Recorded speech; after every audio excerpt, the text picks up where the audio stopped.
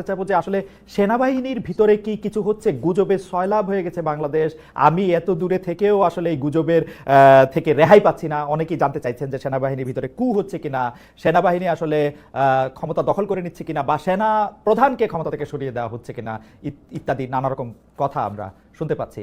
আপনি কি আমাদের এটা নিয়ে কিছু বলবেন?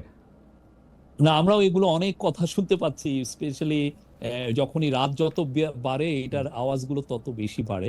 বাট আমি বলতে পারি যে এগুলো সবই গুজব। আজকে যেমন ধরেন আইন শৃঙ্খলা বিষয়ে একটা বড় মিটিং ছিল, সেখানে চিফ অ্যাডভাইজারের নেতৃত্বে মিটিং হয়েছে। সেখানে আর্মি চিফ ছিলেন, নেভি চিফ ছিলেন, এয়ার চিফ ছিলেন, সাথে আমাদের হোম অ্যাডভাইজার ছিলেন, তথ্য national security adviser Khalilur Rahman ছিলেন, এবং আমাদের ফরেন অ্যাডভাইজার ছিলেন, এবং অন্যান্য সিকিউরিটি অফিসিয়াল ছিলেন। তারা রিভিউ করলেন যে দেশের আইন শৃঙ্খলা পরিস্থিতি কিরকম, কোথায় কোথায় উন্নতি আরো একটু করা যায়, বা কোথায় কোথায় সন্তোষজনক, এগুলো একটা স্টক টেকিং করলেন আর কি। এখানে সবাই তো ছিলেন, সবাই এখানে আসছেন, যমুনাতে মিটিংটা হয়েছে। শফিক ভাই, আমি আসলে এই মিটিংটা প্রেস উইং এর বরাত দিয়ে পত্রপত্রিকাগুলি যেরকম লিখতেছিল সেইটা দেখতে গিয়ে আমার একটু কৌতূহল হলো যে মিটিংটাতে বলা হইতেছে যে একটা উচ্চ পর্যায়ের বৈঠক, সেটা হচ্ছে দেশের আইন শৃঙ্খলা পরিস্থিতি নিয়ে, কিন্তু সেই বৈঠকে পুলিশ প্রধান উপস্থিত ছিলেন না। তখন আরো মনে হয় না যে আসলে বৈঠকটা ছিল শুধু সেনাবাহিনীকে সামাল দেওয়ার জন্য, সশস্ত্র বাহিনীর ভিতরে যে একটা টেনশন সেইটা দূর করার জন্য? বিকজ না, হোম অ্যাডভাইজার পুলিশ চিফ ছিলেন না। না না, এটা হোম অ্যাডভাইজার ছিলেন সেখানে। আচ্ছা, হোম অ্যাডভাইজার ছিলেন, হোমের অফিসিয়ালরা ছিলেন। তো এইটার মূল জিনিসটা হচ্ছে যে আপনি ধরেন আর্মি তো ডেপ্লয়েড আছে না, আর্ম ফোর্সেস তো ডেপ্লয়েড আছে দেশে, তো তাদেরটাও তো একটা রিভিউ এর বিষয় আছে, তারা কেমন করছেন, এই এই বিষয়গুলোও ছিল। পুলিশেরটা তো ছিল, আর পুলিশকে তো ওইখানে হোম অ্যাডভাইজারের আন্ডারে তো পুলিশ, কিন্তু তো আমি পুলিশের বিষয়টা তো হোম অ্যাডভাইজারই দেখছেন। শোয়েব ভাই, আমার অজ্ঞতা ক্ষমা করবেন, কিন্তু আমি আসলে এই ধরনের বৈঠকে, আইন শৃঙ্খলা পরিস্থিতি বৈঠকে এই প্রথম দেখলাম পুলিশ চিফ থাকলেন না। সিরিয়াসলি, স্বরাষ্ট্রমন্ত্রী প্রতিমন্ত্রী থাকলেও পুলিশ চিফ না না, থাকেন স্বরাষ্ট্র মন্ত্রণালয়ের আন্ডারেই তো পুলিশ, না, মন্ত্রী তো প্রতিমন্ত্রী থাকলেও পুলিশ চিফ থাকেন, মানে আমার স্বরাষ্ট্র মন্ত্রণালয়ের আন্ডারে পুলিশ এবং স্বরাষ্ট্রমন্ত্রী এখানে ছিলেন, এবং এটা প্রায় 1.5-2 ঘন্টার মিটিং হচ্ছে, ওনারা স্টক টেকিং করলেন।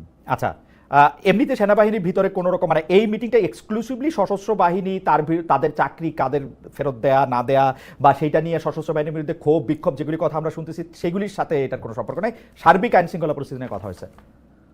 জি জি, সার্বিক আইন শৃঙ্খলা বিষয় নিয়ে কথা হয়েছে, স্পেশালি ঢাকার বাইরে এবং ঢাকার মধ্যে। ঢাকার একটা কিছু কিছু জায়গায় আমরা মনে করছি যে আইন শৃঙ্খলা পরিস্থিতি আরো বেটার হওয়া উচিত, আর সব জায়গায় যাতে স্ট্যাবল থাকে আমরা, তো সেই বিষয়গুলোই এমফাসিস দেওয়া হয়েছে।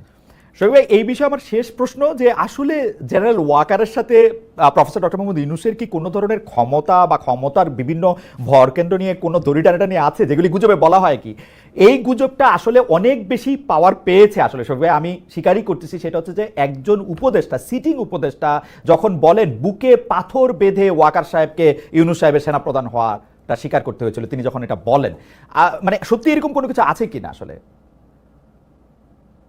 না, ওই ওই ওইটা যে কথাটা বলেছিলেন, ওইটা আমার মনে হয় যে যে আহ, আহ, ওই আমরা যখন একটা দুইটা ঘটনা পরিপ্রেক্ষিতে, মানে জাস্ট ইন্টারিম গভর্নমেন্ট ফরমেশন হচ্ছে ইয়েতে, বাট আমার মনে হয় যে জেনারেল ওয়াকার বা এরকে নিয়ে যে এই ধরনের গুজব, এটা পিওর গুজব। এখন এই গুজবগুলো কারা ছড়িয়ে মজা পাচ্ছেন, বা এক ধরনের, আমি তো মনে করি যে এই গুজবগুলো ছড়িয়ে একটা দেশে একটা ইনস্টেবিলিটি ক্রিয়েট করার একটা চেষ্টা হচ্ছে। প্রফেসর ইউনূসের সাথে জেনারেল ওয়াকারের খুব ভালো সম্পর্ক, প্রতি মাসে 1-2 বার উনি আসেন, এসে কথা হয়। আমাদের সারু মাঝে মধ্যে এফডি তে যান, 1-2 বার গিয়েছেন, তো সেখানে তো প্রতিনিয়ত তো কথাবার্তা হচ্ছে। এই বিষয়টা মানে দূরত্বটা কি হলো, এটা সত্যি করতে আমার বোধগম্য, এবং ওই অনুযায়ী কিন্তু ছবিও আমরা দেই, যে এই ছবি আমরা রিলিজ করি। অনেকে অনেকে মানে ব্যাপারটা কিরকম, আমি অন্য একটা প্রসঙ্গে যাই। ব্যাপারটা হয় হচ্ছে যে ধরেন করিডোরের কথা, মিয়ানমারকে মানবিক করিডোর দেওয়ার কথা যখন আসলো, তখন পররাষ্ট্র উপদেষ্টা জনাব মোহাম্মদ তৌহিদ হোসেন বললেন যে এইটার ব্যাপারে কথা হয়েছে, আপনাকে আবার পরের দিন বলতে হলো যে এইটার ব্যাপারে আসলে কোনো কথা হয় নাই। তো আমরা ব্যাপারটাকে দেখি হচ্ছে এটা হচ্ছে কেউ একটা চাচ্ছেন, ধরা যাক প্রফেসর ইউনূস চাচ্ছেন ওখানে করিডোর দিতে, আর ওয়াকা সাহেব চাচ্ছেন করিডোর না দিতে। গুজবটা হচ্ছে এরকম, এবং কে আসলে বেশি ক্ষমতাবান সেটার একটা পরীক্ষা করা হচ্ছে। আপনি আসলে এটা কিভাবে দেখেন? মানে নিশ্চয়ই এই কথা আপনার কানেও গিয়েছে, মানে আমি শিওর যে না না এই পুরো বিষয়টা করিডোরের বিষয়টা সত্যিকার করিডোর তো আমরা বলছিও না, হিউম্যানিটেরিয়ান চ্যানেলের একটা বিষয়।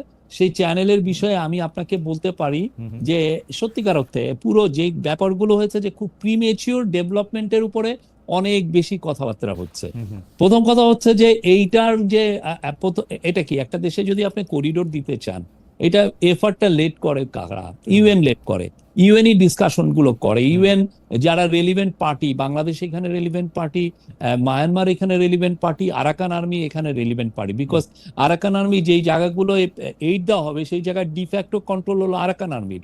এখন এই তিনটা শক্তি, তিনটা পার্টি মিলে তো আগে এগ্রি করবে যে হ্যাঁ আমরা এই জায়গাটায় দিব বা তো এই কোনো কথাই কিন্তু কোনো জায়গায় যায়নি। তার আগেই মানে আমরা দেখছি যে অনেক বেশি আওয়াজ হচ্ছে। তো আমরা এটার জন্য যেটা করছি আপনাকে আমরা বলি, কালকে আমরা আমাদের ন্যাশনাল সিকিউরিটি অ্যাডভাইজার, উনি আবার high representative on Rohingya affairs, উনাকে আমরা কালকে জার্নালিস্টদের সামনে নিয়ে আসব। আমরা কালকে সবাইকে ইনভাইট করব যে আপনারা আসেন, কার কি কোশ্চেন আছে, কোথায় আছে, আমরা সেটা কালকে সবগুলো রেসপন্স দিব। এবং একই সাথে এফএকিউ মানে ফ্রিকোয়েন্টলি আস্কড কোশ্চেন, যেগুলো সবাই কোশ্চেন করছে, সেগুলোও আমরা উত্তরগুলো জানাবো। আমার মনে হয় কি যে এইখানে কথার একটা গ্যাপ তৈরি হয়েছে, ডেভেলপমেন্ট যতটা হয় নাই, কথা চালাচালি হচ্ছে যে এই উনি এটা কথা বলছেন, এটা বলছেন, এটা কিছুই হয় না। আমি আপনার সাথে সম্পূর্ণ একমত শফিক ভাই, কিন্তু আপনি যদি হিসাবগুলো আপনি খেয়াল করেন, আপনি দেখবেন এই যে আপনি চ্যানেল বলেন, করিডোর বলেন, এটা দেওয়ার একটা সম্ভাবনার কথা কিন্তু প্রফেসর ডক্টর মোহাম্মদ ইউনূস যখন জাতিসংঘের মহাসচিব গুতেরেস সাহেব আসলেন, তখন ওইখানে গিয়েও কিন্তু তিনি কাছাকাছি কথা বলেছেন। এর কিছুদিন পরেই আবার জনাব তৌহিদ হোসেন পররাষ্ট্র উপদেষ্টা, তিনি কিন্তু স্পষ্ট বলেছেন যে এটা নিয়ে জাতিসংঘের সাথে আমাদের কথা হয়েছে। আমরা সাংবাদিকরা বা অন্য কেউ এটা নিয়ে অনেক বেশি আলোচনা করেছি, আমি এটা আপনার সাথে একমত, এখনো প্রাথমিক কথা হয় না, কিন্তু আমরা তো জনাব তৌহিদ হোসেনকে বলি নাই যে আপনি এটা বলে দেন, আমরা তো জনাব খলিলুর রহমানকে বলি নাই আপনি এটার পক্ষে যুক্তি বলেন। এটা আমাদের দোষ না, এটা আপনাদের কাছ থেকে আসছে, আপনি এটাকে এভাবে দেখেন না। মানে না, ওনারা কি কেউ বলেছেন যে আমরা, ওনারা কেউ কি বলেছেন যে এগ্রিমেন্ট হয়েছে? না না, ওনারা বলেছেন যে না এটা, কিন্তু মানুষজনের যে মানুষজন ইন্টারপ্রেট, চিন্তাটা কেন হয়েছে? চিন্তাটা এই জন্য হয়েছে যে আমরা 2023 থেকে এই পর্যন্ত আমরা প্রথমে তো আপনি জানেন যে 2017 সালে 8,50,000-এর মতো রোহিঙ্গা এসেছিলেন, 7.5 লক্ষ রোহিঙ্গা এসেছিলেন। তারপরে যেটা হয়েছে যে এই গত 2023 মানে 23-এর অক্টোবরে একটা এই যে ইয়েতে সিজফায়ারটা ভেঙে যায়, আরাকান আর্মি ভার্সাস মায়ানমার মিলিটারির মধ্যে একটা যুদ্ধ শুরু হয়। আর এই যুদ্ধ শুরু হলে এই যুদ্ধের পরবর্তী পরিস্থিতিতে অনেকে যুদ্ধ থেকে অনেক রোহিঙ্গা এটার মধ্যে এই মিডিলে পড়ে যান, পড়লে এরা অনেকে বাংলাদেশে আসে। সোফার কেউ কেউ বলছেন এটা 1 লাখেরও বেশি এসছেন। এবং এর ফলে যেটা হয়েছে যেমন ওইখানে এক ধরনের হিউম্যানিটেরিয়ান একটা ক্রাইসিস হয়েছে, ওই ক্রাইসিসের আলোকে ইউএন এর এই কথাগুলো এসছে। এবং ইউএন এর যিনি রিপোর্টিয়ার টম এন্ড্রুজ আসছিলেন, এই ধরনের কথা। কিন্তু কথা হচ্ছে যে আমি তো এগ্রিমেন্ট করবো, আমার তো এগ্রিমেন্টই হয় না এইখানে। আর একটা হচ্ছে এখানে তো আমি একক পার্টি না, সেখানে মায়ানমার আছে, সেখানে আরাকান আর্মি আছে, এবং এই জিনিসটা হয়তো এমনও হতে পারে যে ইউএন এর সিকিউরিটি কাউন্সিলেও আলাপ হতে পারে। তো এটা তো অনেক পরের বিষয়। এই জায়গাটায় যেটা হচ্ছে যে অনেকে অনেক বেশি, আমার মনে হয় যে কথাবার্তা বেশি হচ্ছে, না না, যতটা না ডেভেলপমেন্ট। শফিক ভাই